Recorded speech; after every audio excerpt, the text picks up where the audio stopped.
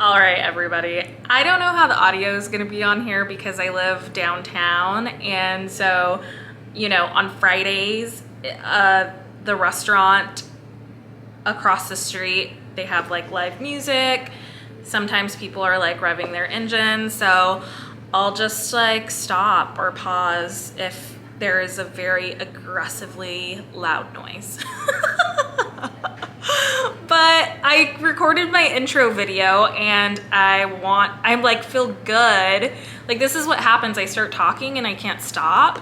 So, I just want to keep talking now. But I have my notes because I'm like, wait, what am I supposed to talk about? So, I guess I'll start with real estate. Like I said, I started real estate, or I don't know if I said that in the intro, but I started real estate when I was about 20 years old. When I was 14 years old, I wrote in my journal that I wanted to be a real estate agent.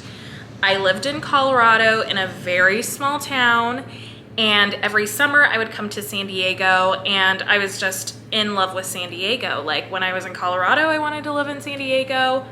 I was born in San Diego, but I just didn't really grow up in San Diego. So my dad lived and lives in San Diego, but I would visit him during the summer. And so during the summer, it was like, I was just obsessed with like homes and design. Like, even when I was younger, I was always pulling out, pages from design magazines and kind of like creating my dream house. It always had an outdoor shower, but I was obsessed with, I really loved architecture. But I lived in a small town in Colorado. There were not a lot of architecture classes to take. There was one, and I did take it. So I really enjoyed homes. I enjoyed home design.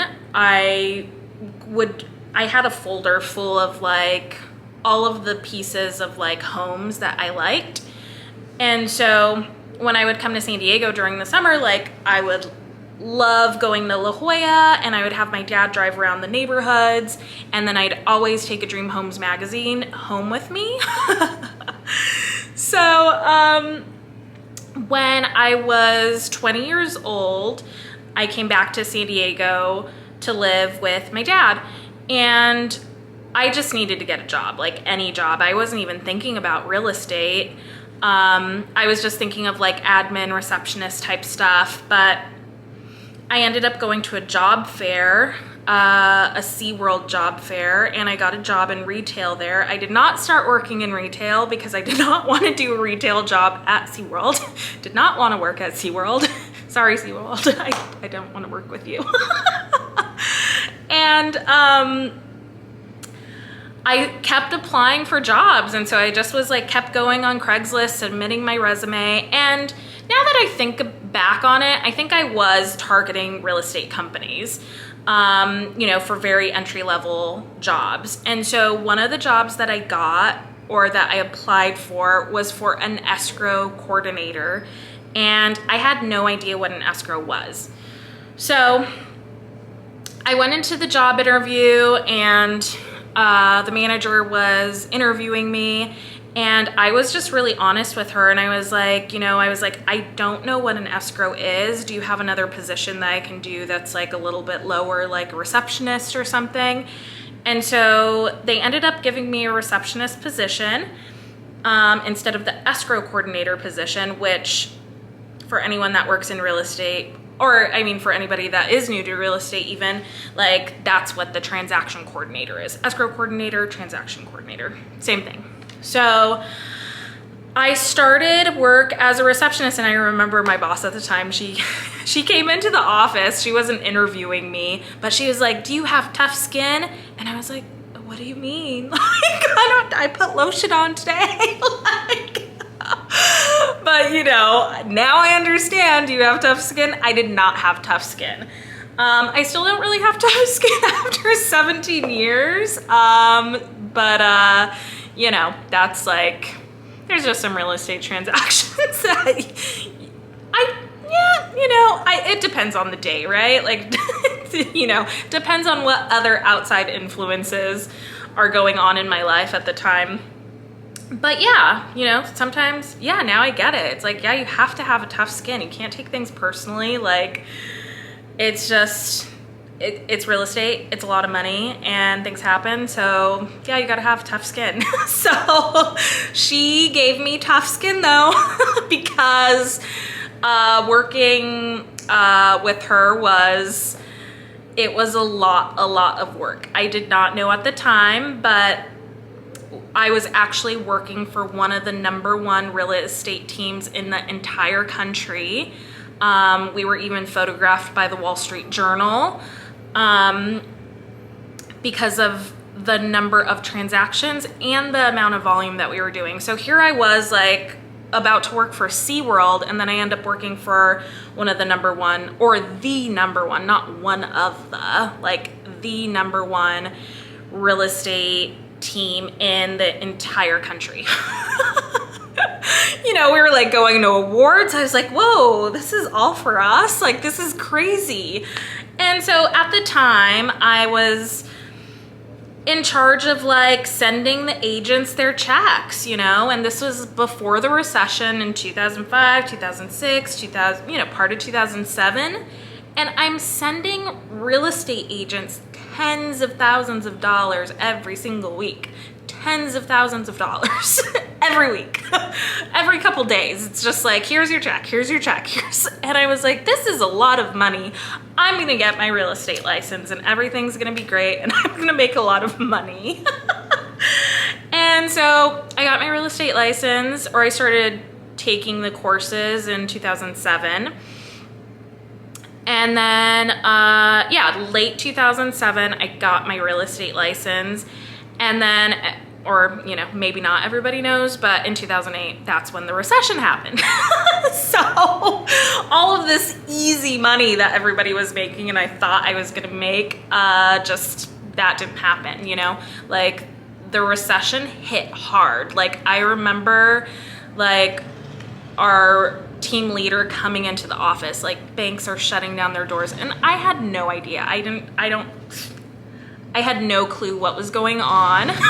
I still probably did not fully understand what was happening for like a few years. It just was like, you know, it was just a really bad situation. And at the time, like, I had a salary and I had just gotten my real estate license. So the plan was to, like, you know, have my salary and then also get commissions.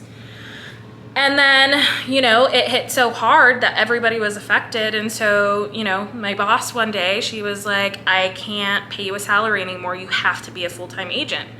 And I was terrified and I cried. And then me and my other friend that was you know, got the same conversation. We went to go eat tacos and ice cream. So that was like 2008, right? You know, the recession hit, and then pretty much like right into the recession, I think at the time I was helping with like these properties, selling the last units of a condo conversion complex in the city that I lived in. So I think I was helping with that. And so I was like putting those on LoopNet, which is a commercial real estate, like the MLS for commercial real estate. And I ended up getting a phone call from someone in LA that said they wanted to take a look at the units. And I think we were selling them. They were these tiny 1 bedrooms for like 300 square feet, and we were trying to sell them for like $100,000 each. And this person at the time like came to look at them, and he wanted to buy all of the rest of them for like $80,000. And I was like, you know, they were like, no, they're not gonna, that's insane. Those prices are not gonna happen. $80,000, like, that's insane, right? Like, that's way too low. And this real estate investor was like, I think the market's gonna get worse and we're gonna see prices even lower than $80,000 for these condos. And sure enough, he was right. So I don't think he ended up buying any of those condos, but what happened is we just started looking at a lot of properties.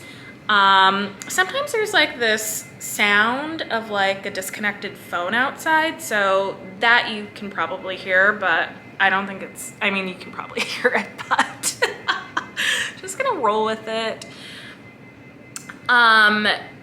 So we started looking at properties, and he was like, I want to buy any other properties that are in this building. And we started doing that like pretty much everywhere in San Diego County, all the way up to Oceanside, Vista. You know, like I think he ended up buying like a 2-bedroom for $80,000. And I was still like pretty new in the business. And so I'll make this story short. I did not buy something in any of those years. I should have bought something, right? Like, but anyways, that's, you know, that would have been great if I would have bought something then. But you don't have a crystal ball, and there's just like a lot of fear, and people are losing their homes and people are losing their jobs and everything. So the person I was working with saw the opportunity and just started buying. Like we were submitting, I remember one month I had a spreadsheet because we submit 100 offers in 1 month. And so I was able, at this time, I was working my butt off, and I was learning a lot about the investment side of real estate. You know, I was like calculating cap rates. He was teaching me a lot of things like I just didn't know.